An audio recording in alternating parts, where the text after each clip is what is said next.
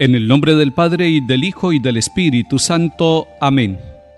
Con entrega, Señor, a ti venimos, escuchar tu palabra deseamos, que el Espíritu ponga en nuestros labios la alabanza al Padre de los cielos.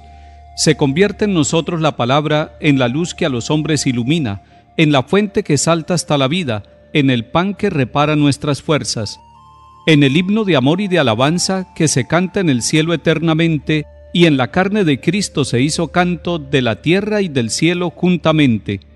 Gloria a ti, Padre nuestro, y a tu Hijo, el Señor Jesucristo, nuestro hermano, y al Espíritu Santo, que en nosotros glorifica tu nombre por los siglos. Amén.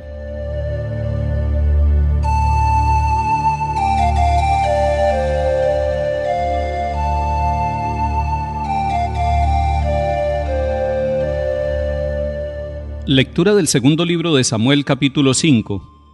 En aquellos días, todas las tribus de Israel fueron a Hebrón a ver a David y le dijeron: «Hueso tuyo y carne tuya somos. Ya hace tiempo, cuando todavía Saúl era nuestro rey, eras tú quien dirigía las entradas y salidas de Israel. Además, el Señor te ha prometido, tú serás el jefe de Israel». Todos los ancianos de Israel fueron a Hebrón a ver al rey, y el rey David hizo con ellos un pacto en Hebrón, en presencia del Señor. Y ellos ungieron a David como rey de Israel. Tenía 30 años cuando empezó a reinar y reinó 40 años. En Hebrón reinó sobre Judá 7 años y medio, y en Jerusalén reinó 33 años sobre Israel y Judá.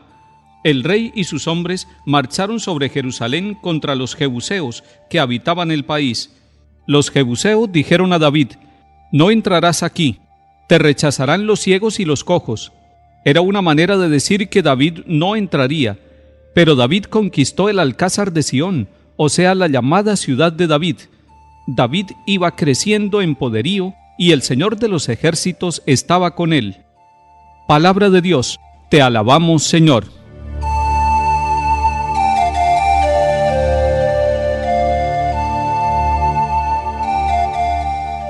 El segundo libro de Samuel nos está contando una parte de la historia de Israel, y la está contando de una manera interpretada. Nos está mostrando cómo después de la muerte del rey Saúl, y recordemos que Saúl es el primer rey que tiene Israel, el país queda dividido, porque las enemistades entre Saúl y David que fueron creciendo y que llevaron a enfrentamientos entre ellos, llevó también a la división de la comunidad de los israelitas. Unos estaban con Saúl y otros estaban con David. Los celos políticos y el interés de Saúl de reinar sin que nadie le hiciera oposición llevaron a que él quisiera eliminar a todos los simpatizantes de David.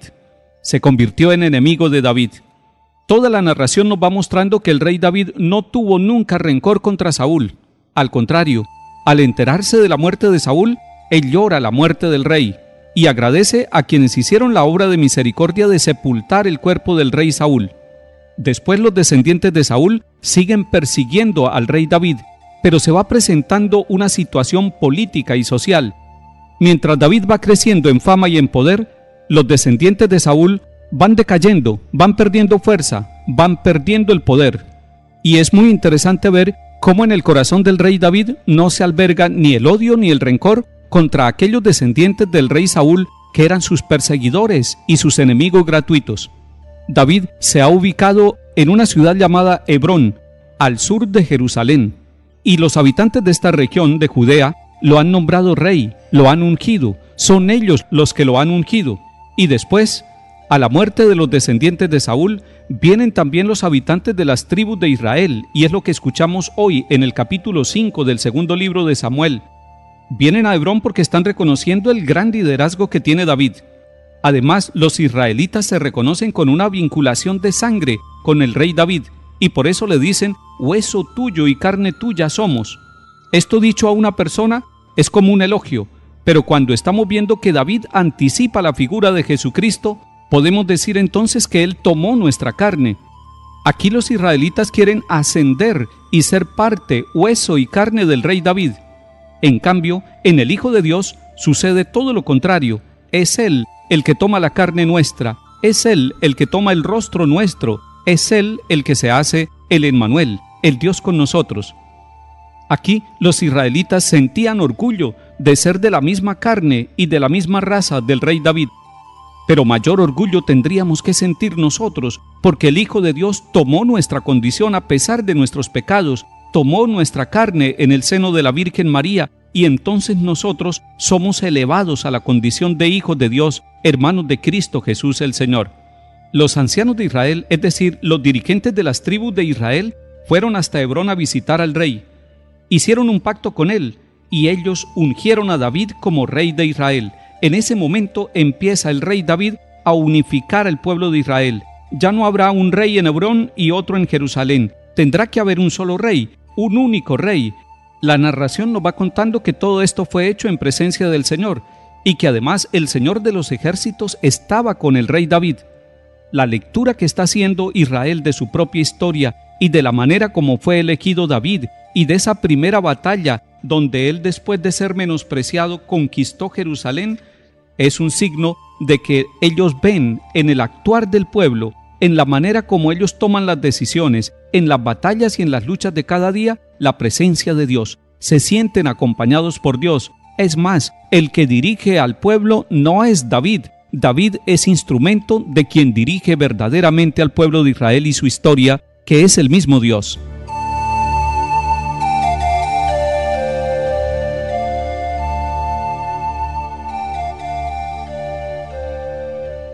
Salmo 88. Un día hablaste en visión a tus amigos, he ceñido la corona a un héroe, he levantado a un soldado sobre el pueblo. Encontré a David mi siervo, y lo he ungido con óleo sagrado, para que mi mano esté siempre con él y mi brazo lo haga valeroso. Mi fidelidad y misericordia lo acompañarán, por mi nombre crecerá su poder, extenderé su izquierda hasta el mar y su derecha hasta el gran río.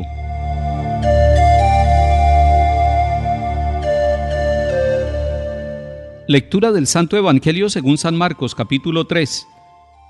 En aquel tiempo, los escribas que habían bajado de Jerusalén decían: «Tiene dentro a Belcebú, y expulsa a los demonios con el poder del jefe de los demonios».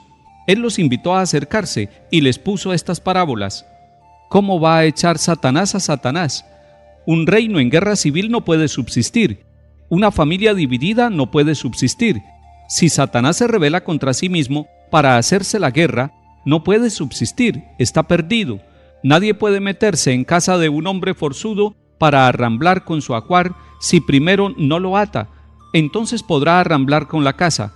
Créanme, todo se les podrá perdonar a los hombres, los pecados y cualquier blasfemia que digan, pero el que blasfeme contra el Espíritu Santo no tendrá perdón jamás, cargará con su pecado para siempre.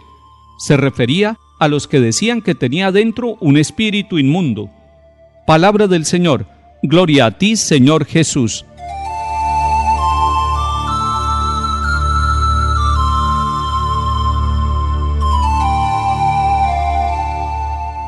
El Evangelio de San Marcos nos muestra que después del bautismo de Jesús, Él empieza su misión en el territorio de Galilea. Galilea es la tierra de los gentiles, la tierra de los pecadores. Es allí donde ha crecido el Señor Jesús. Es allí donde vivían María y José. En medio de los pecadores empieza Jesús la misión.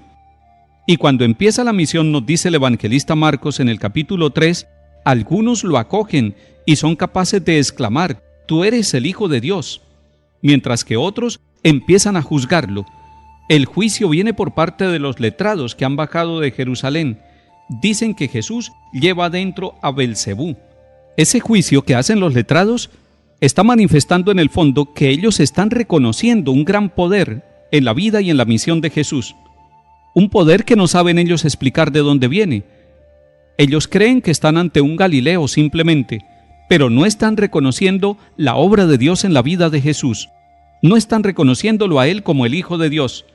Están reconociendo las obras y tratan de explicar de dónde saca ese poder, de dónde saca esos prodigios que realiza. Y ellos llegan a una conclusión: este tiene a Belcebú dentro, y por eso expulsa a los demonios con el poder del jefe de los demonios. Lo están llamando endemoniado.